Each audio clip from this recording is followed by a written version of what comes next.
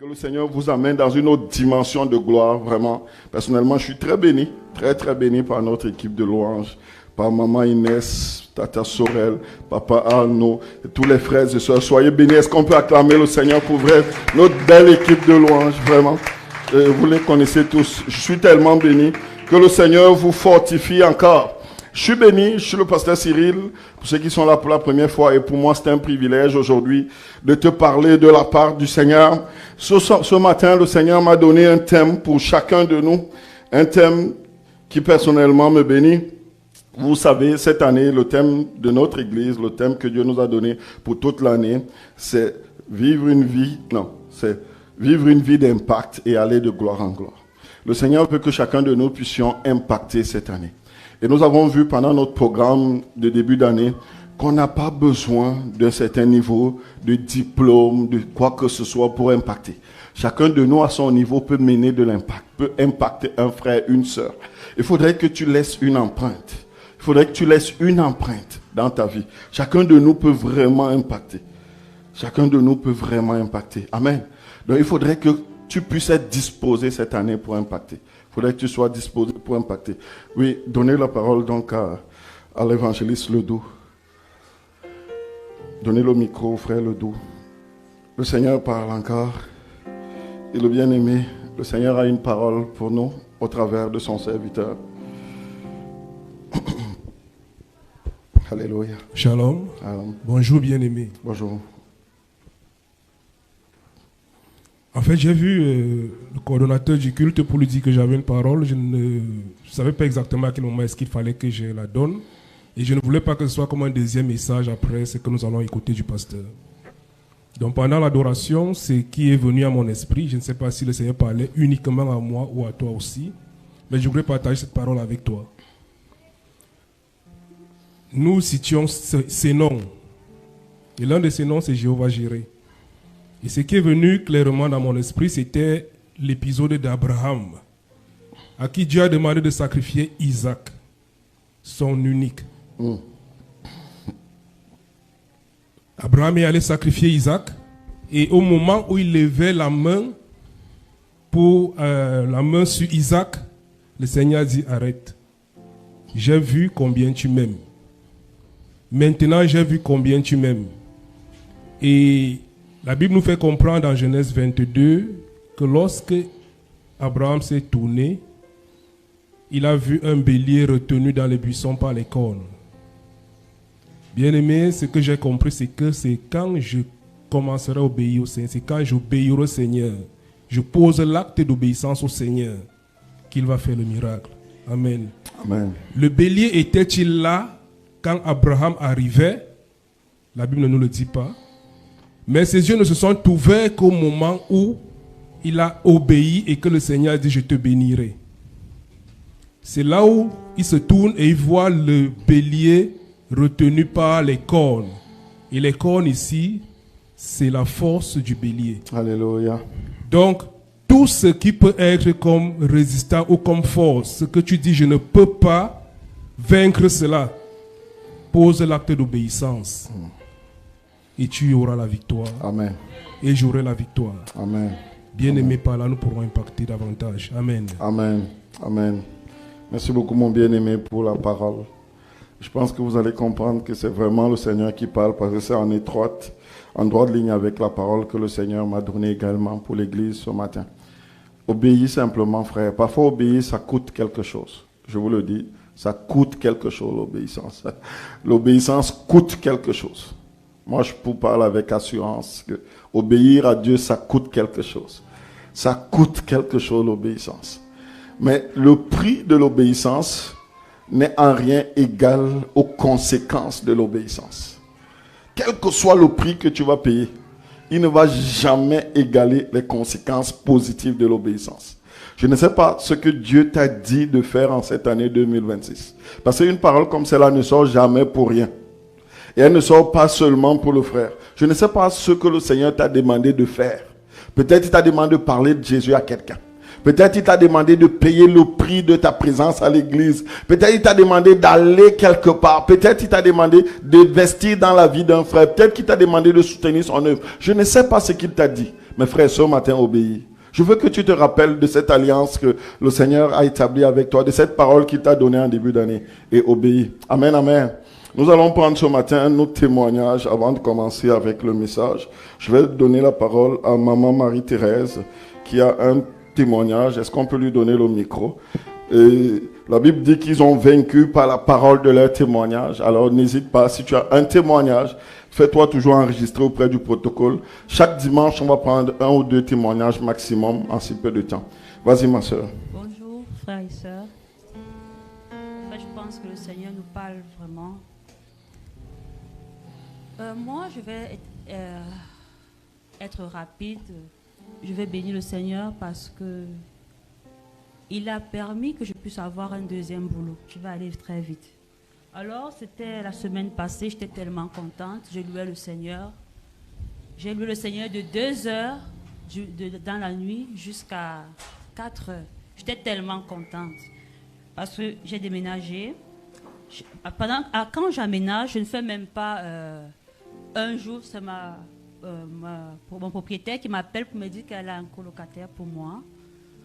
Waouh! J'étais tellement contente. Et puis directement, le monsieur il m'a versé de l'argent, il a pris la chambre. Parce que j'ai pris un 4,5, c'était vraiment plus cher pour moi.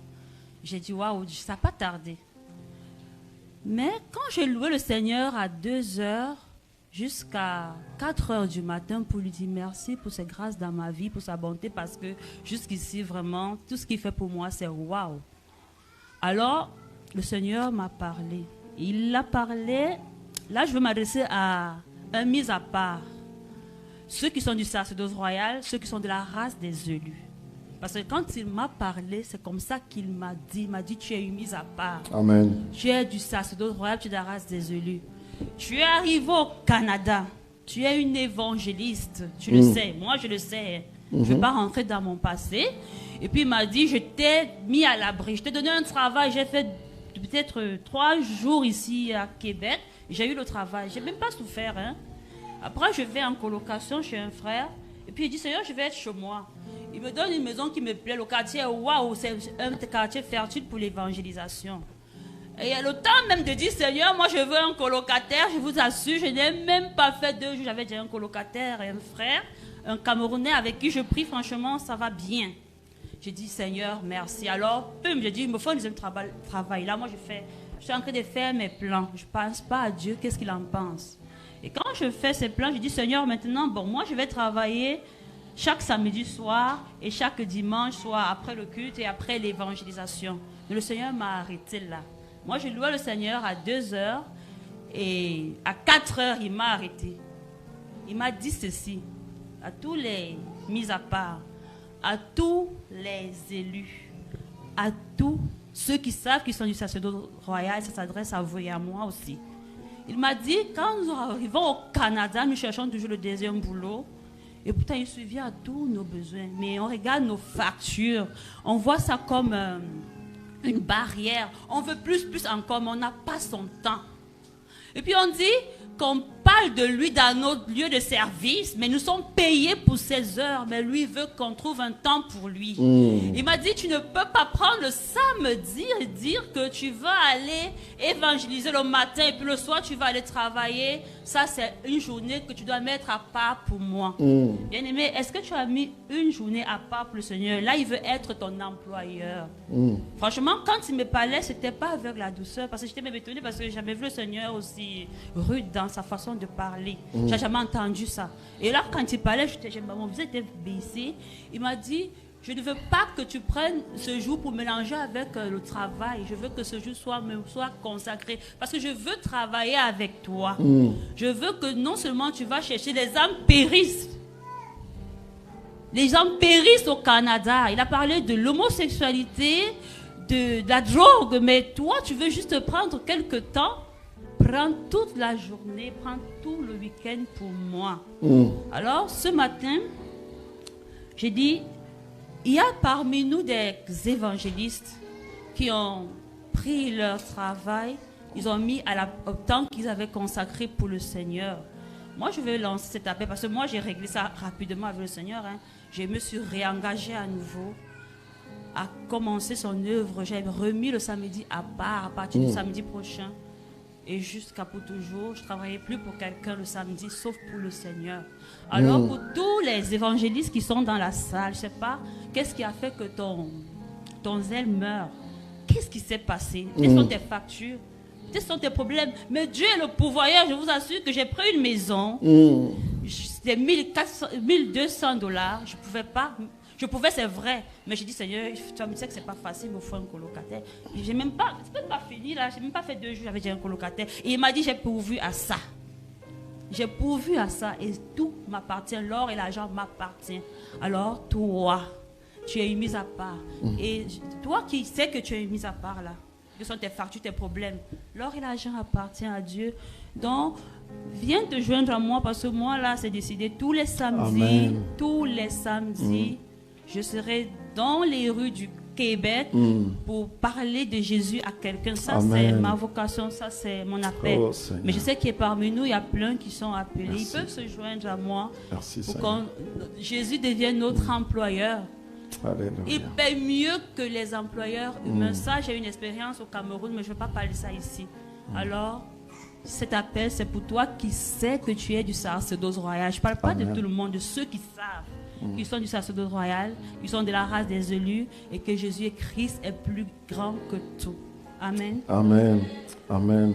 Alléluia. Alléluia. Amen. Amen. Amen.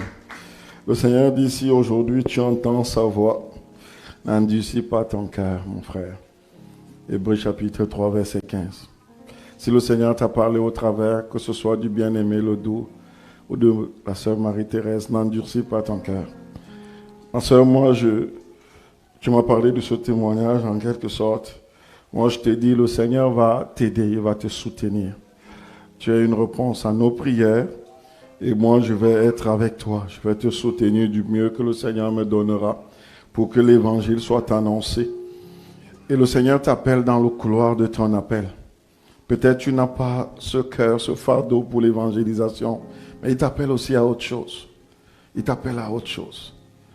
Le Seigneur dit, je suis le meilleur des employeurs.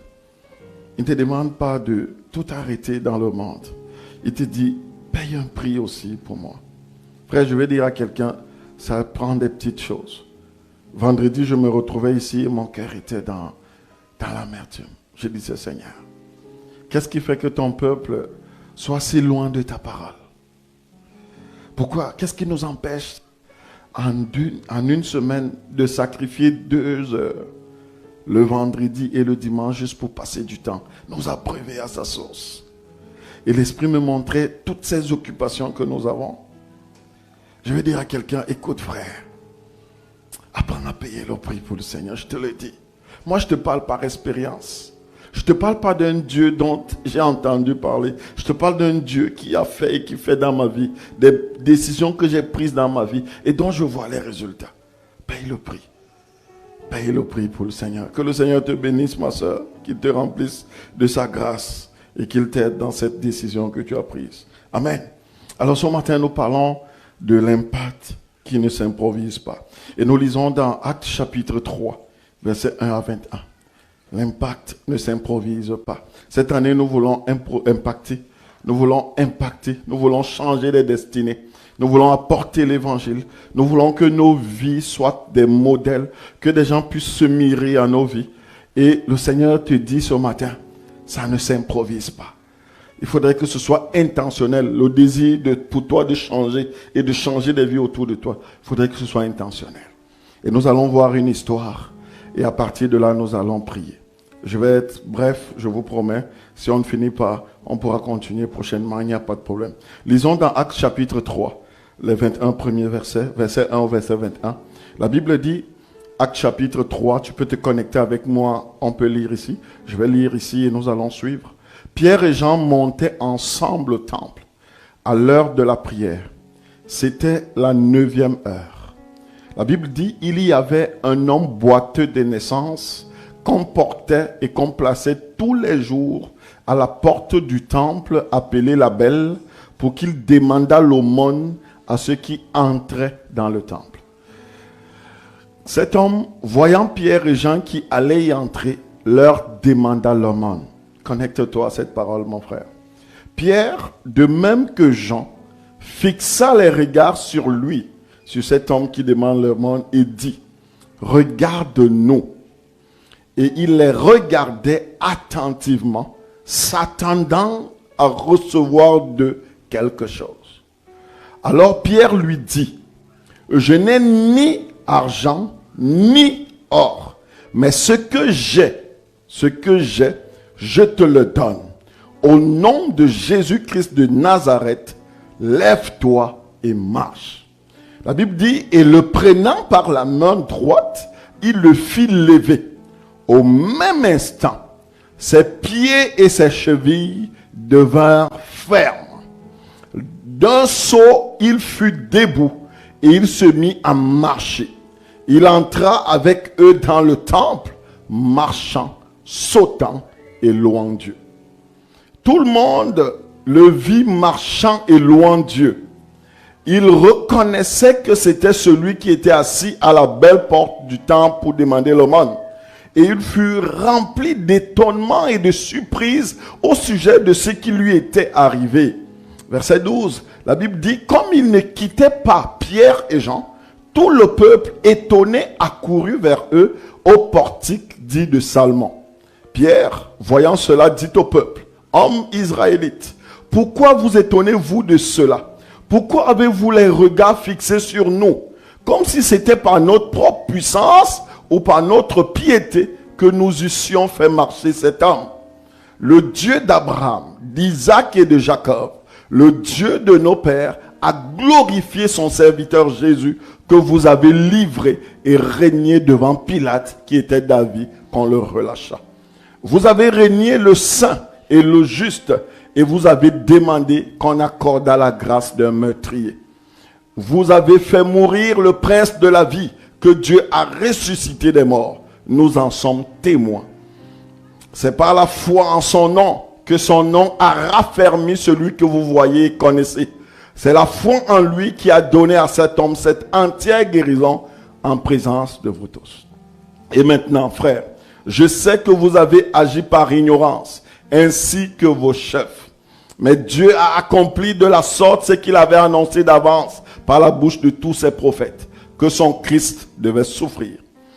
Repentez-vous donc et convertissez-vous pour que vos péchés soient effacés, afin que des temps de rafraîchissement viennent de la part du Seigneur et qu'il envoie celui qui vous a été destiné, Jésus-Christ. Verset 21, que le ciel doit recevoir jusqu'au temps du rétablissement de toutes choses dont Dieu a parlé anciennement par la bouche de ses saints prophètes. Père, dans le nom de Jésus, je te rends grâce et je te bénis pour ce moment. Ta parole déclare que tu as établi ta parole au-dessus de toutes choses. Seigneur, mes frères et sœurs et moi-même sommes venus à ta rencontre. C'est pas un homme que nous sommes venus écouter, Seigneur. C'est pas Cyril que le monde, que les frères sont venus écouter. Mais c'est toi, Seigneur. Parce que toi, tu connais les cœurs, tu connais les besoins, tu connais les désirs, tu connais les fardeaux, tu connais les soupirs, même inexprimés. Alors je prie que ta parole qui sort à cet instant parle à un cœur, parle à une vie. Seigneur, je prie que je disparaisse, que ma chair se taise et que seul ton esprit parle. Seigneur, je me soumets à ta volonté en cet instant et je libère l'onction de ta parole dans des vies. Béni sois-tu dans le nom de Jésus. Amen, amen. Alléluia. Bien-aimés, nous sommes dans une saison d'impact. Le Seigneur veut que nous puissions mener une vie d'impact. Il veut que chacun de nous, de manière intentionnelle, puissions mener une vie d'impact. Vous savez, cette semaine, j'ai écouté un enseignement qui m'a tellement béni. Quand on regarde l'évangile, ou bien quand on regarde la Bible, on voit qu'il y a 4 évangiles. Et l'enseignant disait qu'en réalité, il pense qu'il n'y a pas que 4 évangiles. Il pense qu'il y a 5 évangiles. J'étais comme choqué en disant, mais c'est quoi cette doctrine, 5 évangiles? Et j'étais attentif à entendre ce qu'il allait dire par la suite. Et il m'a dit quelque chose qui m'a touché. Il a dit, il y a l'évangile de Matthieu. Oui, c'est le premier. Il y a l'évangile de Marc. Il y a l'évangile de Luc. Mais il y a l'évangile de Jean. Mais il y a également ton évangile. Ta propre vie est un évangile. Il y a beaucoup de gens qui vont regarder à Luc, à Marc, à Jean, à Matthieu, mais ils vont aussi et surtout regarder à toi, à ta vie, à ce que tu fais dans ton quotidien. Ton évangile parle même plus que les évangiles que nous lisons. Ta vie parle plus que l'évangile. Écoute, je vais dire à quelqu'un, tu peux prêcher l'évangile du matin au soir. Tu peux réciter tous les versets bibliques qui existent. Mais si ta vie en elle-même n'est pas un évangile, ta parole sera rien d'autre qu'une parole qui sonne, qui résonne, qui fait du bruit, mais sans créer de l'impact. Nos vies doivent être des évangiles vivants. Ta vie doit être un évangile. Et ne dis pas, ça fait pas longtemps que je suis venu au Seigneur. Ne dis pas, je ne le connais pas assez. Frère, écoute-moi bien. Si tu es une créature de Dieu, si tu as en toi un petit peu de fardeau, tu es assez utile pour le Seigneur. Il faudrait que ta vie, comme la Bible nous demande en Romains 12, soit un sacrifice vivant. Et que de manière intentionnelle, tu veux transformer des vies. Tu veux changer les destinées. Mais cela passe d'abord par un changement profond de ta propre vie, de ta propre destinée. Parce qu'on ne peut pas donner ce qu'on n'a pas. On ne donne que ce qu'on a.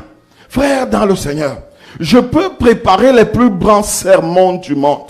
Je peux parler les plus belles phrases du monde. Mais si ma vie, moi qui vous parle, n'est pas en réalité à l'image de Christ, si ma vie n'est pas un évangile, aucun de vous ne sera impacté.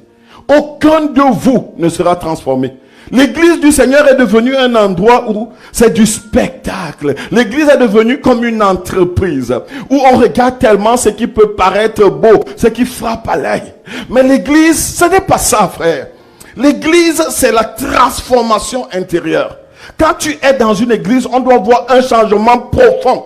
Il faudrait qu'on voie un avant et un après. Il faudrait qu'on dise, ce frère était comme ça. Mais depuis qu'il va à l'église, depuis qu'il fréquente, depuis que Jésus là est rentré dans sa vie, quelque chose a changé.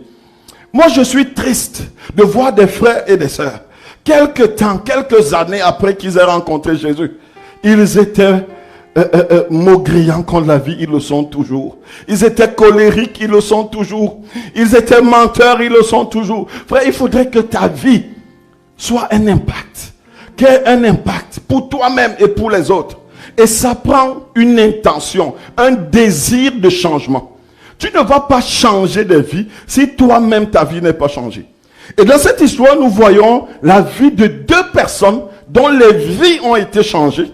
Et donc, par conséquent, sont devenus eux-mêmes des instruments de changement. C'est pour ça que Dieu me disait, l'impact ne s'improvise pas. Il faudrait que tu puisses intentionnellement vouloir créer de l'impact. Et ça commence par un changement intérieur, une décision, une volonté de plaire à Dieu. De ne plus vivre pour toi, mais de vivre pour lui. De vivre pour lui. Nous sommes ici à Jérusalem, frère. L'église vient de naître parce que l'église est née après la Pentecôte. Il faudrait que vous le sachiez. L'église est née après la Pentecôte. Lisez le livre des Actes. La Pentecôte vient de se dérouler dans Actes chapitre 3. Jésus-Christ, rappelez-vous, il est venu, lui qui est Dieu. C'est toujours important de rappeler le grand contexte. L'homme a péché, l'homme était privé de la gloire de Dieu. Et Dieu a cherché un homme qui pouvait réconcilier l'homme avec lui. Il n'y a trouvé personne parce que la Bible dit tous ont péché. Et donc Dieu lui-même s'est fait homme. Il est venu donc, et il a habité au milieu des hommes, vécu comme un homme. Il est mort, et il a accompli la justice de Dieu. Et la Bible dit que quand il est mort, il est ressuscité, et il a apparu à ses disciples. Il leur a enseigné pendant 40 jours. Ensuite, il a été élevé vers le Seigneur, vers son Père. Et il a dit à ses disciples, restez à Jérusalem, attendez le Saint-Esprit. Et dans Actes chapitre 2, la Bible dit, le Saint-Esprit est venu. Et quand le Saint-Esprit est venu, c'est là où l'église est née. L'église n'est pas née avant. L'église est née après. Lorsque le Saint-Esprit est descendu, la Bible dit, Pierre a prêché, et il y a 3000 personnes, 3000 hommes. Je ne sais pas s'il y avait des enfants et des hommes et des femmes dessus, mais 3000 personnes ont donné leur vie au Seigneur. Et c'était la naissance de l'église. Donc l'église vient de naître. La Pentecôte a déjà eu lieu. Le Saint-Esprit que le Seigneur a promis est déjà venu. Et pendant ce temps, les gens continuent de vaquer à leurs occupations. Parce que le Saint-Esprit est venu, il y a eu une transformation dans la vie d'une minorité de personnes. De quelques personnes qui ont marché avec Jésus. Ils n'étaient plus les mêmes. Et donc, voilà qu'il y a un homme qui est boiteux des naissances. Donc, ça dit qu'il est né boiteux. Que l'on mettait chaque jour devant le temple, devant la porte qui donnait accès au temple. Il était là tous les jours, tous les soirs. La Bible dit que c'était à la 9e heure. La 9e heure, c'est 15 heures du soir, et c'est chez nous à Québec. Donc ça veut dire que chaque jour, des gens le portaient et l'amenaient vers l'entrée du temple. Pourquoi est-ce qu'il devait y être? Parce qu'il était boiteux de naissance et il devait demander l'aumône. Écoute-moi bien, frère. Pierre et Jean allaient au temple avant ce jour. Ils allaient tous les soirs au temple. Et à chaque fois qu'ils allaient au temple, ils voyaient cet homme. Et la Bible ne le dit pas, mais certainement, il lui donnait $1. Il lui donnait 1 franc.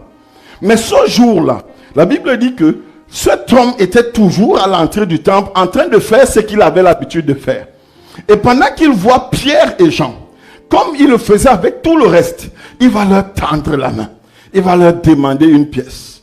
Et la Bible dit que la réponse et la réaction de Pierre n'ont pas été comme celles qu'ils ont eues avant. La Bible dit que Pierre a fixé le regard sur le monsieur. Il lui a fixé le regard. Et le fixant le regard, il lui a dit une chose qui a bouleversé sa vie, qui a changé sa vie. Comme le Seigneur veut que parfois, tu apprennes à fixer du regard, à porter du regard sur quelqu'un. Que tu lui donnes une parole qui change sa vie. Le Seigneur s'attend à ce que parfois, nous puissions avoir des réponses qui vont au-delà de la chair, au-delà du Chanel. Que nous puissions, nous, enfants de Dieu, hommes et femmes d'impact, avoir des réponses que le monde ne peut pas avoir. Les réponses du monde à l'endroit de ce boiteux, c'était de l'argent, $1. Comme pour le condamner à revenir le lendemain. Mais la réponse de Pierre et Jean va changer sa vie. Frère, le Seigneur s'attend à ce que toi et moi, qui avons reçu au-delà de l'argent, qui avons reçu et qui avons en nous quelque chose qui dépasse ce que le monde a, nous puissions avoir à l'égard du monde une réponse que le monde ne peut pas avoir. Je veux dire à quelqu'un, tu as en toi quelque chose dont le monde en a besoin. Tu as en toi quelque chose que le monde ne peut pas offrir. Arrêtons de nous sous-estimer. Arrêtons de ne pas utiliser ce que le Seigneur a mis en nous. Ce que Pierre et Jean avaient, toi aussi tu l'as. Et ce que Dieu attendait de Pierre et Jean, il attend aussi cela de toi. Là où les gens s'attendent à une réponse charnelle, à une réponse mondaine, à ce que tu leur donnes ce que les autres qui n'ont pas Jésus peuvent leur donner, frère, il faudrait que tu ailles au-delà. Il faudrait que tu donnes au monde, que tu apportes au monde une parole, une action qui va changer leur vie. La Bible dit que pendant qu'il fixe Pierre, Pierre va lui donner une phrase qui a changé sa vie. Je n'ai ni argent, ni or, mais ce que j'ai, je te le donne. Alléluia. Frère, il n'avait ni argent, ni or. Beaucoup d'enfants de Dieu se sous-estiment parce qu'ils n'ont pas assez d'argent. Ils se prennent pour des moins que rien parce qu'ils ne sont pas assez nantis. Ils n'ont pas de grosses maisons, de grandes voitures. Et ils se considèrent comme inutiles. Ils commencent à vénérer des gens du monde. Mais la Bible dit que Pierre et Jean avaient ce que les autres n'avaient pas. Ils n'avaient pas l'argent ni l'or. Mais ce qu'ils avaient dépassait l'argent et l'or. Il dit, je n'ai ni argent ni or. Et je veux dire à quelqu'un, tu n'as ni argent ni or. Parce que beaucoup de gens viennent à Dieu parce qu'ils cherchent l'argent. Ils viennent à Dieu parce qu'ils cherchent la gloire. Ils viennent à Dieu parce qu'ils cherchent des choses du monde. Frère, si tu veux la gloire, si tu veux l'argent, si tu veux toutes ces choses, ce n'est pas ici que tu vas les trouver. Je vais choquer quelqu'un en le disant, le Seigneur bénit qui il veut. Mais les plus riches de ce monde ne sont pas des chrétiens. Ceux qui ont la gloire du monde ne sont pas des chrétiens. Ils ne vont pas à l'église. Je veux dire à quelqu'un, ceux qui ont aujourd'hui le pouvoir des décisions dans cette vie ne sont pas des chrétiens.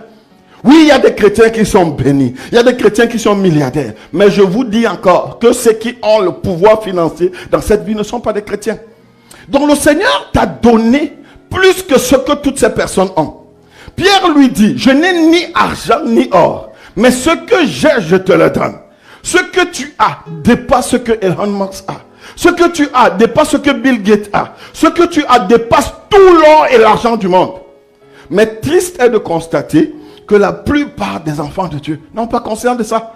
Et c'est pour ça que ça prend un changement de mentalité, un renouvellement de ton intelligence. Parce que pour comprendre ce que le Seigneur est en train de dire en cet instant-là, ce n'est pas facile. Parce que si on te pose la question aujourd'hui, entre l'onction du Saint-Esprit et $1 milliard, je suis convaincu que la plupart de nous, donne-moi $1 milliard, je vais voir le reste après. Mais l'onction du Saint-Esprit peut générer des milliards. L'onction du Saint-Esprit peut générer des milliards. Il peut générer des milliards. Elle peut générer des milliards. Pierre et Jean étaient des hommes ordinaires, mais qui avaient quelque chose d'extraordinaire. Frères et sœurs, vous êtes des hommes, nous sommes des hommes et des femmes ordinaires aux yeux du monde, qui avons en nous quelque chose d'extraordinaire. Le problème, c'est qu'on ne l'utilise pas. La Bible dit, il va dire, je n'ai ni argent ni or, mais ce que j'ai, je te le donne. Au nom de Jésus, lève-toi et marche. Et sa vie a changé. $1 n'aurait pas changé sa vie, frère. 1 million n'aurait même pas changé sa vie. Ce dont ce monsieur avait besoin, c'était de marcher. Ce dont ce monsieur avait besoin, c'était de se lever. Ce dont le monde a besoin aujourd'hui, c'est de marcher. Ce dont le monde a besoin, c'est de sortir de la dépression. Ce dont le monde a besoin, c'est de sortir de la maladie.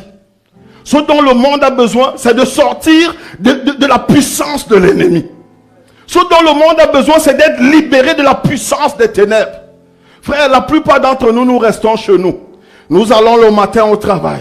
On travaille toute la journée. On gagne nos dollars. On rentre le soir. On regarde une série Netflix. On dort et la vie continue le lendemain. Mais je veux dire, Dieu ne t'a pas prédestiné à cette vie. Il t'a prédestiné à changer de destinée. Sors et vois combien le monde souffre. Et tu verras combien le monde a besoin de toi. Et tu verras combien il y a en toi ce que le monde n'a pas. Et tu verras en toi combien tu dois libérer ce que le Seigneur t'a donné. Frère dans le Seigneur, je voudrais inciter, encourager quelqu'un à comprendre que le temps est venu à l'urgence de se lever, l'urgence de l'évangile, l'urgence de sortir de notre zone de confort, l'urgence de traverser la fatigue, l'urgence de se lever, d'apporter cette bonne nouvelle qui transforme, cette bonne nouvelle qui restaure. Et ça prend notre caractère, une transformation de vie. Ça prend que chacun de nous puisse de manière intentionnelle se dire, Seigneur, oui, j'ai quelque chose que je dois donner aux autres. Pierre a dit, je n'ai ni argent ni or. Il faudrait qu'on comprenne, frère, que même si on n'a pas l'or et l'argent, nous avons cette chose dont le monde a besoin. Nous avons le Saint-Esprit. Nous avons le Saint-Esprit. Nous avons le Saint-Esprit qui est égal à Dieu, frère. Qui peut se comparer à Dieu? Hier, je suis sorti avec mes enfants prêcher l'évangile. Je suis allé dans les rues de Québec. Alors que le monde était en train de célébrer l'amour à leur sens. Mon esprit m'emmenait et je voyais combien le monde était en train de se perdre. Je voyais des gens qui se perdaient. Et mon cœur saignait, frère.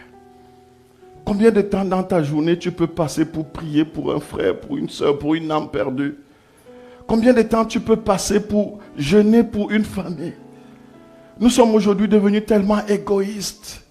La vie chrétienne est devenue centrée sur nous, nos possessions, nos avoirs.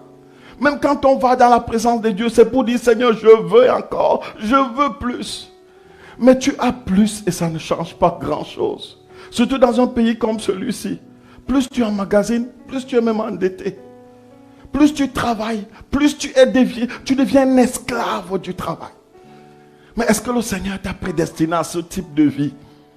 Est-ce que ce que le Seigneur veut de toi, c'est que tu puisses dire, j'ai emmagasiné toutes ces richesses. J'ai construit toutes ces maisons. J'ai roulé dans ces grandes voitures. Gloire à Dieu s'il te donne de le faire. Mais il t'appelle à plus, frère. Il t'appelle à plus. Tu es un enfant de Dieu, mais qu'est-ce que tu payes pour l'avancement du royaume? Si tu devais évaluer ta vie sur une certaine période, qu'est-ce que tu dirais? Voici ma contribution pour le salut des âmes. Même l'argent que tu travailles, tu n'es même pas en mesure de mettre juste un peu pour l'avancement du royaume. Tu peux mettre de l'argent pour manger, pour te gaver de nourriture, parfois pour boire, parfois pour faire un tas de choses. Mais dès qu'il s'agit du royaume, ton cœur devient amer.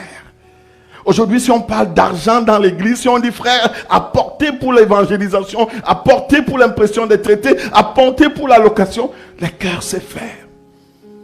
Mais le Seigneur dit qu'il t'a donné ce que le monde n'a pas. Et il attend de chacun de nous, frères, que nous puissions donner ce que nous avons reçu de lui. Je n'ai ni argent ni or, mais ce que j'ai, je te le donne. Au nom de Jésus, lève-toi et marche. Frère, l'impact ne s'improvise pas. L'impact est intentionnel. Il y a peut-être en toi un boiteux. Il y a peut-être quelque chose en toi qui te rend infime. Peut-être de par ta naissance, si tu n'as pas encore reçu Jésus dans ton cœur. Il y a peut-être un péché qui te rend infime. La Bible dit que de par notre nature humaine, nous sommes par défaut infimes. Si tu as cette infimité en toi, frère, qui t'empêche d'aller vers le Seigneur, je veux dire à quelqu'un ce matin, le Seigneur est disponible. Il a envie de te relever. Il a envie que tes pieds et tes jambes se redressent. Il a envie que tu lui ouvres ton cœur. La plus belle des décisions que tu puisses faire, frère, sœur, si tu n'as pas reçu Jésus dans ton cœur, c'est d'ouvrir ton cœur et de le recevoir dans ton cœur. Jésus, ce n'est pas une affaire de religion. Ce n'est pas une affaire de cité de l'amour. Ça n'a rien à voir. C'est une affaire de relation. C'est une affaire de foi. C'est de dire, Seigneur, oui, je crois que tu es mort à ma place. Je crois que tu as pris ma place. Je crois que, en réalité, mes péchés me condamnent. Mais je crois aussi que ton sang me dépouille, me lave de ces péchés. Et je m'identifie à ton œuvre. Je m'identifie à ce que tu as accompli à la croix. Et je t'accepte dans ma vie comme mon Seigneur et Sauveur. Frère, c'est aussi simple que ça. Si tu es intentionnel dans ton désir de venir à Jésus, je vais dire à quelqu'un, aussi longtemps que je connais le Seigneur, à l'instant où tu dis, Seigneur, je t'ouvre mon cœur, il rentre dans ta vie et il ne sortira jamais. Alors si tu es là ce matin, tu as besoin de Jésus, n'hésite pas à ouvrir ton cœur à lui, même de manière silencieuse. Ce matin, tu peux prendre l'engagement de sortir de cette infimité. Tu peux dire, Seigneur, aujourd'hui, je te donne mon cœur. Tu peux avoir été dans une religion pendant toute ta vie. Tu peux même fréquenter cette église toute ta vie. Mais tu n'as pas encore ouvert ton cœur au Seigneur. Je veux dire, frère, tu peux le faire aujourd'hui. Tu peux dire, Seigneur, je t'ouvre mon cœur. Je voudrais qu'on prenne un temps de silence, frère. Et que chacun de nous questionne sa vie. Vous savez, moi, j'étais à l'église, mais je n'avais pas donné ma vie au Seigneur. J'allais à l'église, mais je n'avais pas de relation avec Dieu. Je faisais semblant aux yeux des hommes. Mais Dieu ne me connaissait pas. Mais chaque matin, il m'appelait. À chaque instant, il m'invitait à me réconcilier avec lui. Et ce jour où j'ai donné ma vie au Seigneur, j'ai ressenti une paix qui ne m'a jamais quitté. Même dans des temps troubles, même dans des temps difficiles, je sais qu'il est avec moi. Et je vais t'inviter, frère et sœur, à recevoir cette paix maintenant. Si tu es ici, tu as besoin de lui dans ton cœur. Tu peux juste l'inviter maintenant, je te le dis, de ce que je connais de lui. Il ne va pas hésiter de rentrer dans ton cœur. Tu es peut-être là depuis bien longtemps, mais tu sens que ta relation avec lui s'est effritée. Tu mènes parfois une double vie. À la fois tu es dans le monde et à la fois tu fais semblant d'être près de lui. Tu ne lui as pas donné ta vie, mais tu la lui as prêtée. De temps en temps, tu la récupères pour vivre comme tu l'entends. Je veux te dire, le Seigneur, il est là. Il se tient à tes côtés. Il te dit, mon fils, je ne t'ai pas abandonné. Retourne à lui ce matin, frère. Comme un enfant prodige, j'ai dit, Seigneur, j'ai besoin de toi. Tu n'as plus eu de victoire sur la chair. Tu n'as plus eu de victoire sur le péché. Le Seigneur est là ce matin. Il te dit, mon fils, je me tiens à tes côtés, je te soutiens. Tu as établi dans ta vie des idoles qui ont pris la place de Dieu. Ton travail est devenu ton Dieu. Tu dors du travail. Tu te réveilles du travail. Tu vis simplement pour les hommes, pour satisfaire tes besoins et tes désirs. Tu as relégué Dieu à la deuxième, à la troisième, à la quatrième place. Le Seigneur te dit, mon fils, je suis encore là. Et je me tiens à tes côtés. Bien-aimé, ce matin, tu peux revenir au Seigneur. Tu peux ouvrir à nouveau ton cœur. Tu peux dire, Seigneur, je veux obéir. Il a dit ce matin, obéissez. Lorsque ce boiteux de naissance a fixé ses regards sur Pierre, il n'était pas pour autant guéri. Mais il a fallu qu'il fasse un pas, que Pierre le tienne par la main et qu'il se lève. Et la Bible dit que ses jambes ont été redressées. Le Seigneur a besoin que tu fasses un pas de foi. Que tu dises ce matin, Seigneur, je change quelque chose. Que tu dises ce matin, Seigneur, je change de direction. Père, je te dis merci et je te rends grâce pour mes bien-aimés. Je te dis, je te rends grâce pour chacun de nous, Seigneur. Seigneur, parfois nous vivons pour nous-mêmes, pour nos plaisirs, pour nos désirs, pour nos volontés. Mais ce matin, tu nous dis combien tu veux que nous vivions pour toi. Parce que tu as ce que nous avons et tu as besoin de nous utiliser. Tu veux déposer en nous ce que tu as prévu d'avance. Et je prie que les cœurs soient ouverts. Reçois ceux qui viennent à toi ce matin. Ouvre tes bras pour ceux qui reviennent. Pour ceux qui te rétablissent à la première place de leur vie, Seigneur, accueille-les. Nous avons besoin de toi. Merci, Seigneur. Alléluia. Bien-aimés, j'avais prévu plus de 6 pages de notes. Et le Seigneur me demande de m'arrêter ici. Je ne sais pas s'il a parlé à un cœur. Mais je vais t'inviter ce matin à prendre une décision. De cette nuit, je n'ai presque pas dormi. Le Seigneur m'a tellement interpellé sur ma propre vie. Il m'a tellement parlé des choses qui ont petit à petit commencé à prendre sa place dans mon cœur. Et je me suis tellement repenti.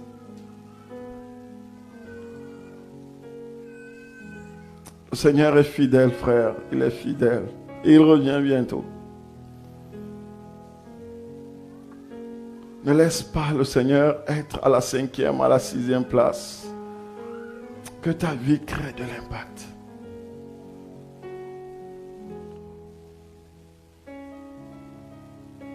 J'ai envie de prier pour quelqu'un ce matin.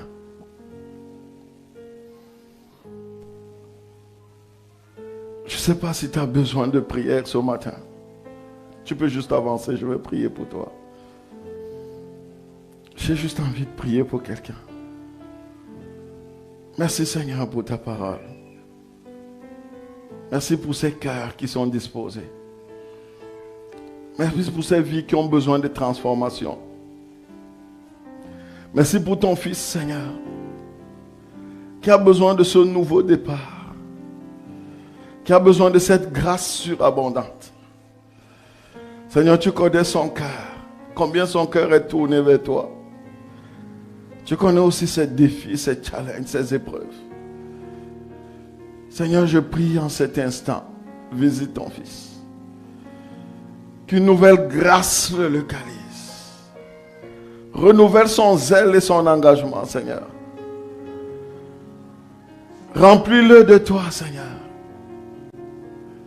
Tu connais la destinée glorieuse que tu as prévue pour lui, Seigneur. Pendant que je prie, le Seigneur me dit que tu es une voix pour les nations et une voix pour ta famille. Que tu es une voix pour les nations et une voix pour ta famille. Seigneur, je prie en cet instant que cette voix commence à résonner plus que toute autre voix. Et je relâche sur la vie de cet homme une fraîche onction, une capacité surnaturelle, une faveur nouvelle. Je déclare une autre saison de gloire. Seigneur, il a une voix pour sa famille. Je le sens si fort dans mon esprit que cette voix résonne, Seigneur. Béni sois-tu parce que tu commences une nouvelle saison avec lui. Dans le nom de Jésus. Seigneur, merci parce que tu es fidèle. Merci pour la vie de ton fils, Seigneur. Merci pour cette grâce, cette onction fraîche et nouvelle dans la vie de cet homme. Seigneur, tu l'appelles à une autre dimension avec toi. Ce cœur qui est tout tourné vers toi, tu l'utilises puissamment. Seigneur, quel que soit ces challenges, quel que soit ces défis, quel que soit là où l'ennemi de sa destinée s'est assis sur sa vie, ce matin, Seigneur, tu déclares que l'ennemi de sa destinée est vaincu au nom de Jésus. Une nouvelle saison de gloire commence. Tout ce qui a été comme une limitation, un plafond de verre est brisé dans ta vie. Le Seigneur t'amène à une autre destinée, une autre dimension dans ta destinée. Merci Seigneur parce que tu es fidèle. Ce que tu dis, tu l'accomplis. Que la gloire te revienne, Père. Dans le nom de Jésus. Amen. Alléluia. Amen. Soyez bénis, mes bien-aimés.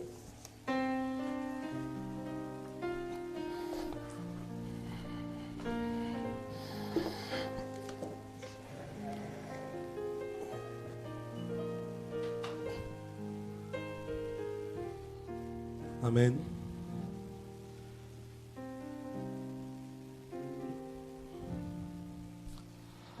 Seigneur, merci pour ta parole. Seigneur, elle ne sort jamais sans accomplir ce pourquoi elle est sortie. Seigneur, tu parles tantôt d'une manière, tantôt d'une autre. Et ce matin, tu nous as parlé. Seigneur, nous avons reçu ton message. Seigneur, nous prions que tu nous aides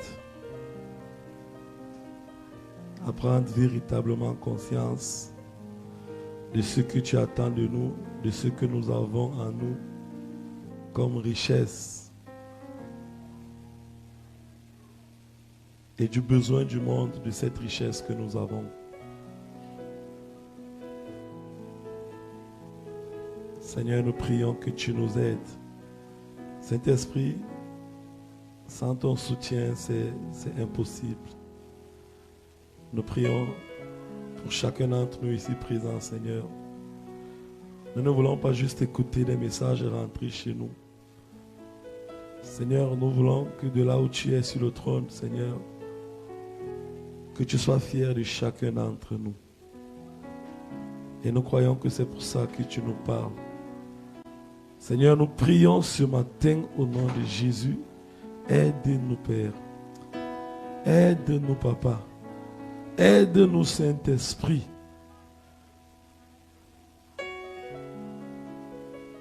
Merci, Père. Nous comptons sur toi, Papa. Aide-nous à être cette église qui est la lumière du Québec. Aide-nous à être ce que tu as prévu, Seigneur, pour ce pays, pour cette ville, pour cette province. Aide-nous à être ce que tu as prévu, Seigneur, pour nos familles, pour nos quartiers, Seigneur. Seigneur, aide-nous. Nous n'avons pas assez de force, Saint-Esprit. Aide-nous. Aide-nous, Saint-Esprit. Merci pour ta parole, Seigneur. Merci infiniment, Seigneur, pour ton serviteur que tu utilises tous les jours pour nous parler. Merci, Seigneur, pour tout ce que tu déposes en lui, Seigneur. Seigneur, aide-nous chacun à être un soutien pour l'avancement de ton œuvre. Chacun, Seigneur, quelle que soit notre position, je prie que tu nous interpelles chacun d'entre nous. Chacun d'entre nous, quelle que soit notre position, quel que soit le moment où nous avons pris conscience de notre salut, aide-nous, Seigneur, à être un soutien. Seigneur, aide-nous à être utilisés par toi, Seigneur, pour l'avancement de ton œuvre.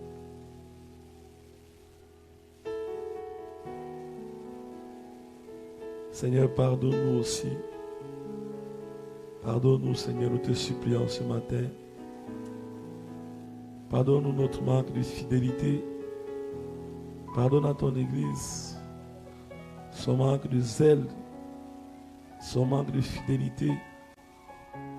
Nous te supplions, Père.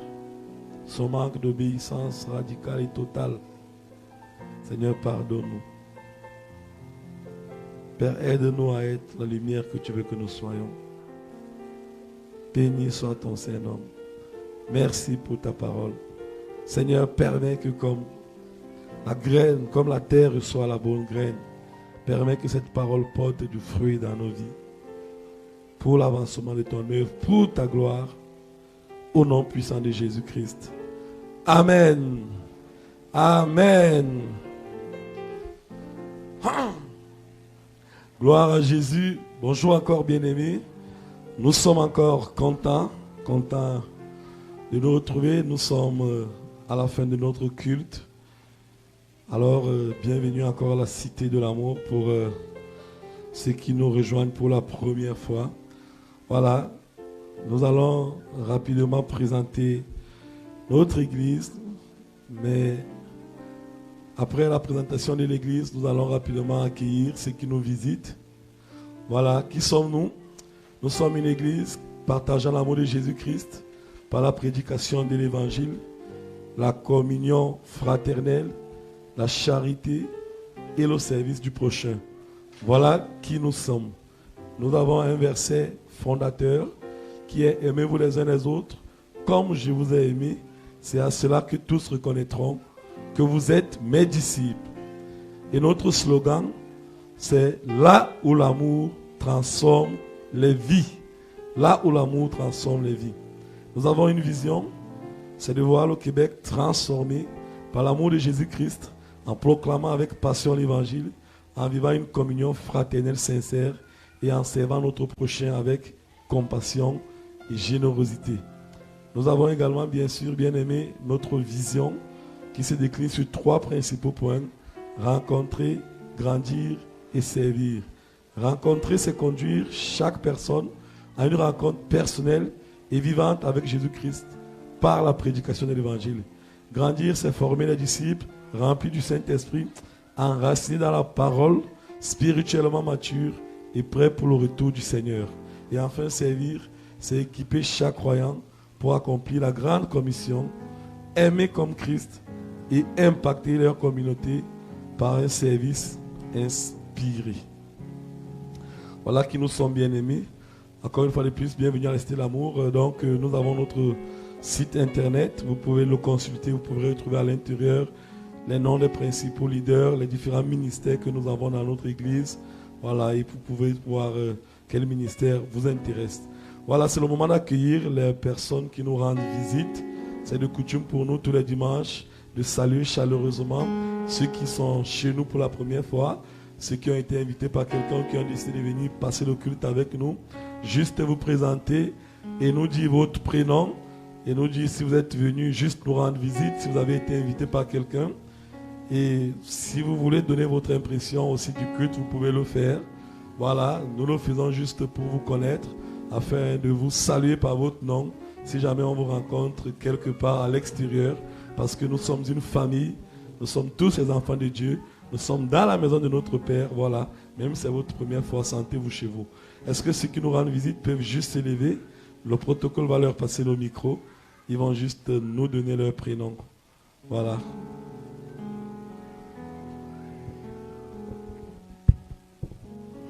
Shalom, peuple de Dieu. Shalom. Sentez-vous saluer dans le précieux nom de Jésus. Amen.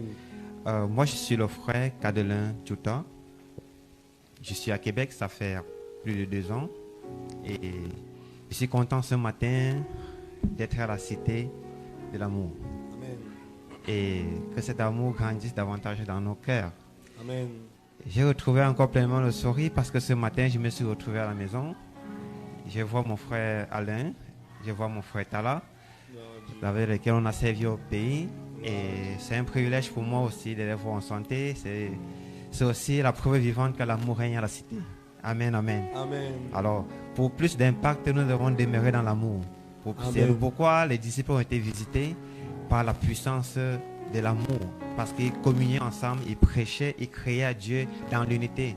Et c'est ça qui les a permis d'impacter le monde entier par la puissance du Saint-Esprit. Amen. Amen. Et je suis de passage, à la Cité. Justement, pourquoi je me suis dit ce matin, il faut que je vienne visiter la Cité, la capitale. J'ai eu c'est la sœur Blandine qui m'a parlé de la Cité, la capitale. Quand je parle de Blandine, le frère Alain connaît qui est Blandine. Elle m'a parlé de la cité de la capitale. Cité de l'amour. Cité de l'amour, pardon. Je Il a grandi m'excuse. dans la capitale, bien sûr. Cité de l'amour, pardon. Elle m'a dit, bon, quand je suis à Québec, c'est là-bas que je me retrouve parfois. Elle dit que bon, ce matin, je dois visiter et je vais aussi goûter à cet amour. Et voilà, je vois que l'amour est vraiment grandissant. Jean 3,16, il nous a tout dit et ça s'est vu. Donc, je suis de passage. Aussi longtemps que je pourrai, je vais toujours visiter la cité de la capitale. Je sers le Seigneur, cité de l'amour, pardon. Je sers le Seigneur à EPN, Église pentecôtiste de la Nouvelle Naissance. Et depuis plus d'une année, et depuis ma deuxième année, je sers le Seigneur à la Flamme et Vie. Raison pour laquelle j'ai dit tantôt, je suis venu visiter la cité de l'amour et je pense que ça va se répéter aussi longtemps que nous demeurons dans l'unité et dans la fraternité. Amen. Amen. Est-ce qu'on peut acclamer pour notre frère? Nous sommes contents de te voir, frère. Nous sommes contents de te voir dans la maison de ton père au milieu de tes frères. Voilà, sens-toi à l'aise, tu es chez toi. Voilà. Est-ce qu'il y a quelqu'un d'autre qui voudrait nous saluer? Nous saluons tous ceux qui nous rendent visite ce matin. Sentez-vous chez vous, sentez-vous dans votre maison. Si votre voisin vous bouscule, bousculez aussi. Même si c'est votre première fois, sachez que c'est la maison de votre Père. Et Dieu a prévu que vous serez ici ce matin. C'est chez vous, sentez-vous à l'aise. Amen. Nous allons rapidement donc prendre quelques annonces ce matin avant de nous séparer. Voilà, la première annonce, c'est que notre Seigneur et Sauveur Jésus-Christ, il revient bientôt. Jésus revient bientôt. Les bien-aimés, vivons sachant que le retour du Seigneur est imminent. Amen. Voilà, donc nous avons prière d'intercession lundi. Donc le lundi 16 février 2026, donc demain, de 19h à 20h30. Donc c'est pour les intercesseurs. Donc si tu as le fardeau, tu peux te connecter, ça va se passer en ligne. Vers notre plateforme Zoom, tu peux te connecter et prier avec l'église, avec les intercesseurs. Nous allons prier pour l'église. Si tu as aussi un sujet qui te porte à cœur, que tu voudrais qu'on porte à notre Père par la prière, voilà, n'hésite pas soit à me rencontrer ou à rencontrer n'importe quel autre responsable. Nous allons prier pour ce sujet demain. Nous rappelons également que notre nuit de prière de ce premier trimestre de l'année 2026 aura lieu le vendredi 27 mars 2026 ici. Donc nous allons prier jusqu'au matin comme nous le faisons souvent. Vendredi 27 mars 2026, nous aurons notre nuit de prière, notre première nuit de prière de l'année. Voilà. Donc nous rappelons également qu'à l'occasion de Pâques, qui est la fête chrétienne vraiment la plus importante, nous aurons un programme spécial qui ira du 3 au 5 avril 2026. Donc le programme arrive dans les prochains jours avec plus de détails sur les différentes activités. Mais nous pouvons déjà mettre dans notre calendrier que du 3, donc du vendredi 3 au dimanche 5, on aura un programme spécial ici, spécial Pâques. Voilà.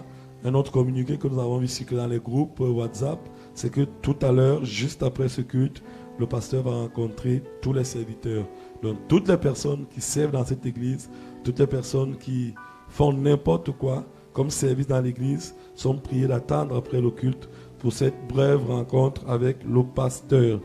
Voilà, également, nous rappelons que la réunion mensuelle des hommes aura lieu ce jour après la rencontre avec le pasteur chez le frère McDonald. Voilà. Nous rappelons également que votre soutien, notre soutien pour la confrate est toujours attendu. N'hésitons pas à apporter quoi que ce soit pour pouvoir le partager ensemble. Amen. Nous rappelons également nos programmes de la semaine. Donc, on va afficher les programmes de la semaine. Nous les rappelons. Donc, les dimanches comme celui-ci, nous avons notre culte d'adoration de 9h30 à 11h45. Les vendredis, nous avons notre culte d'enseignement de 18h30 à 20h30. Les mardis, nous avons notre école biblique de l'amour. L'école biblique se fait en ligne. Les autres programmes, c'est en présentiel, bien sûr. Et puis, les mercredis, nous avons nos rencontres de ministères et de cellules. Donc, un mercredi sur deux, nous nous retrouvons en ligne, en ministère. Et puis, un autre mercredi sur deux, voilà, nous allons nous retrouver dans nos différentes maisons pour les cellules de maison. Amen. Voilà, bien-aimés, nous sommes arrivés au terme de notre culte, donc je vais encore inviter le pasteur qui va donner la bénédiction finale. Bon dimanche à tous. Amen, amen. Alléluia. Est-ce qu'on peut juste se mettre debout, si vous voulez, pour prier? Et nous bénissons encore le Seigneur pour nos frères qui sont là pour la première fois. Juste après le culte, je vais pouvoir vous saluer également, ainsi que certains leaders. Père, nous bénissons ton nom et nous te rendons toute la gloire pour cet autre dimanche passé dans ta présence. Merci pour la communion fraternelle. Merci pour la visitation de ton esprit.